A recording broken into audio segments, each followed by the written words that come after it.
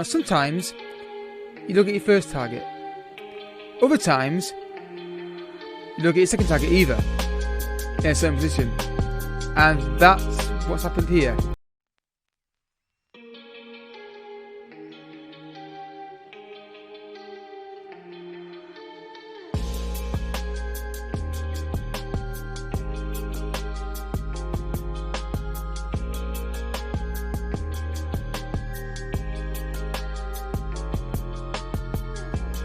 What's happening, folks, and welcome to another season of the Real Madrid Let's Play. If you're excited for this episode, hit the like button down below. It really does help the algorithm out.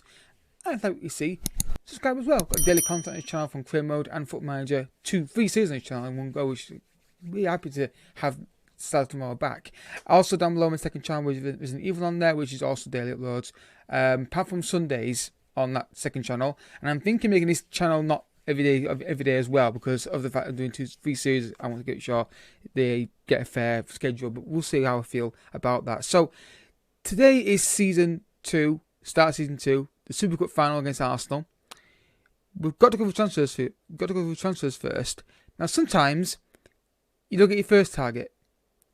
Other times you don't get your second target either in a certain position, and that's what's happened here. Let's have a look. First deal I did, guys, was Pi on a free transfer. He's going to play left wing, backup striker as well. Just a free transfer. It made sense. I've sold some players. I'll go through that after going through the incomings. Just an obvious free transfer that I felt it made sense. He can play 3 roles. He's a free transfer. He's got good pace. Just felt like it's a good chances to go with. Hopefully he'll do well for us. We'll have to wait and see what we. But free transfer, perfect. Tellez, right. This was not my first choice target. The main target was Alaba from Bayern Munich. He went to Man City. I then went to get Nuno Mendes. I think he's Nuno Mendes for Sporting Lisbon. And he went, I think, also to City as well. So I thought, well, I need a left back. And I thought, Tellez, backup option.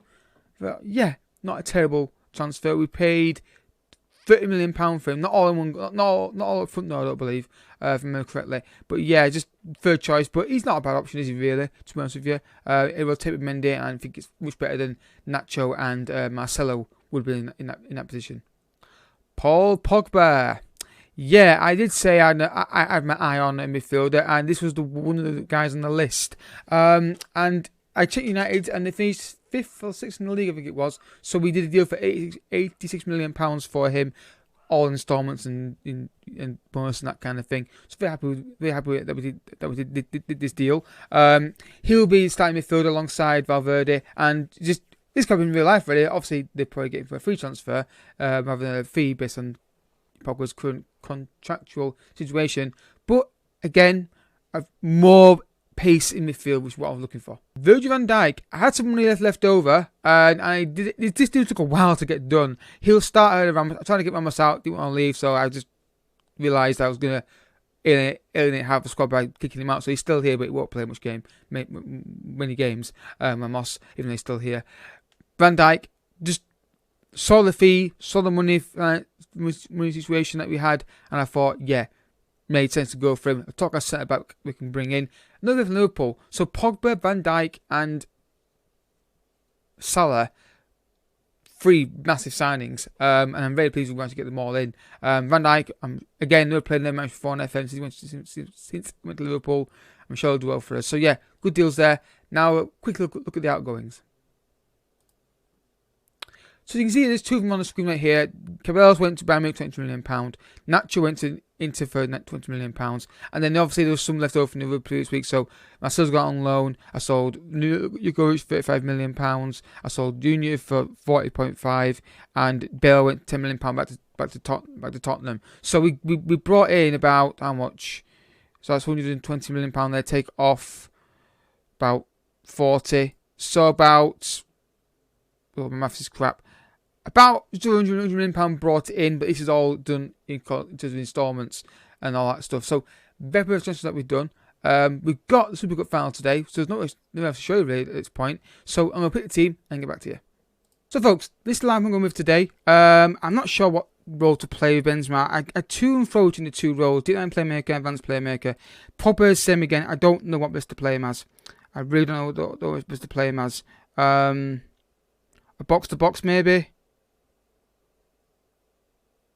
Is he marking somebody? Pogba, get that off as well, right? Valverde, get that off as well. I just don't want these guys marking anybody at the minute. I just want to see how we get on without doing it. I want the fullbacks to mark the wingers. I think Barron's going to be a problem. The right back is the area I want to strengthen, but I couldn't find anybody obviously that I wanted. So you need to mark Saka. My big worry is Isco. I just scary feeling he's going to have a blinder against us.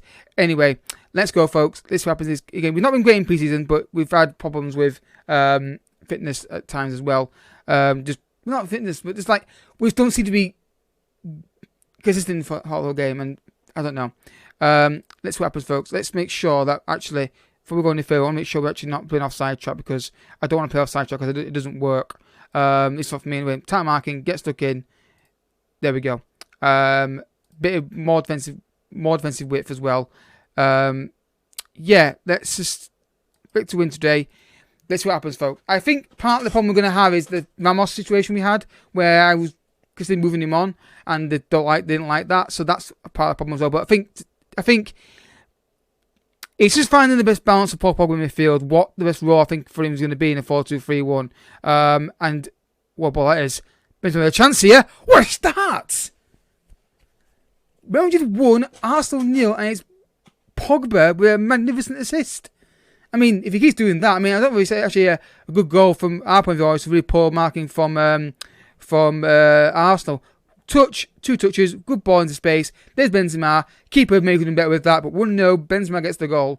But yeah, Pogba's role, I'm not quite sure. You can play so many different roles. It's like, which do you pick, you know? Saka plays it forward. Again, why has no one worked that issue out?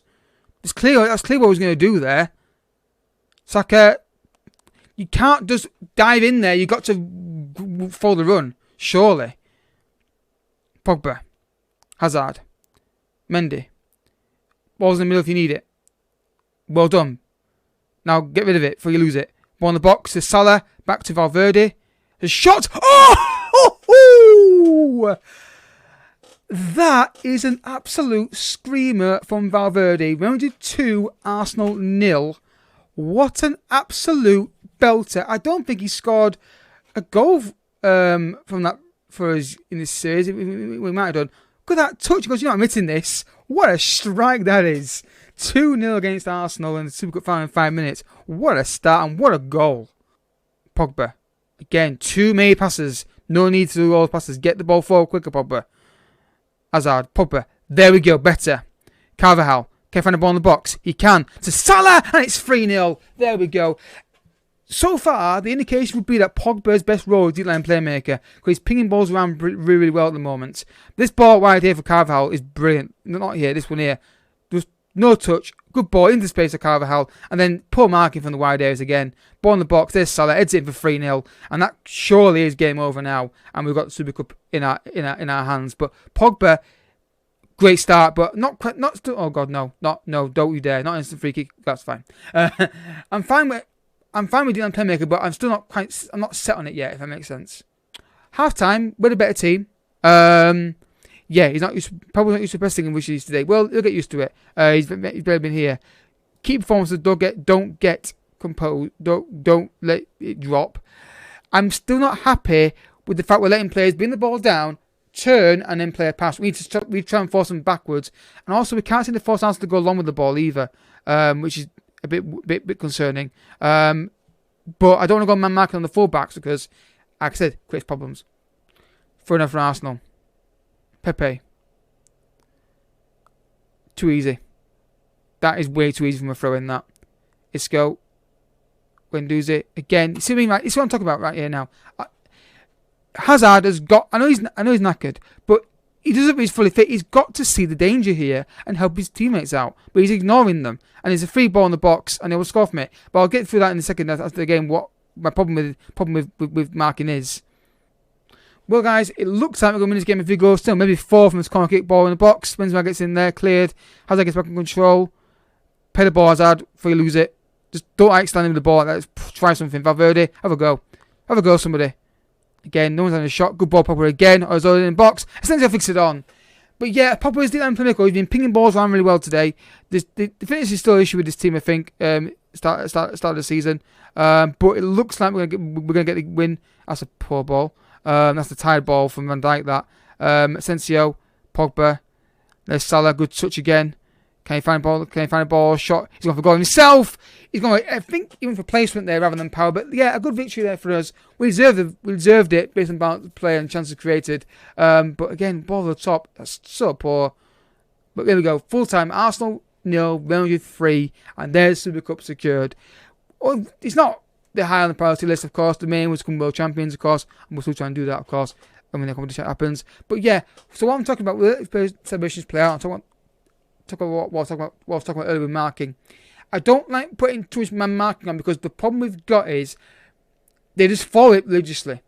There's no kind of like, if let's say a guy's running down the left hand side and they're told to mark the left back, but the guy running down that side is not a left wing or a left back, and he's causing a problem, and the left back they're supposed to be marking is not a threat, they won't leave him and go out there and try and sort danger out, which is the problem I've got.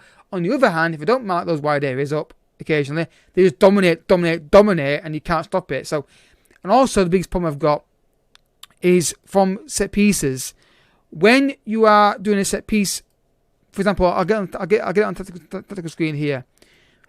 If I've told, let's say, I don't know, Salah to mark the left back, right, or any player to mark a certain player, if the corner gets cleared, and let's say, for example, Pogba is on the halfway line, I've told him to mark the AMC, but the left winger gets it, he will go back into the area where the corner was taken to mark his guy, and let the right winger run up the pitch, when common sense should say he should realise the danger is not the guy in our own penalty area, but the guy running with the ball. So that's the problem with my marking I've got. I don't know whether it's a trick to change that, or if just that's my marking. That's what's going to happen in the game. You know what I mean? So it's more likely that's how my marking is going to work.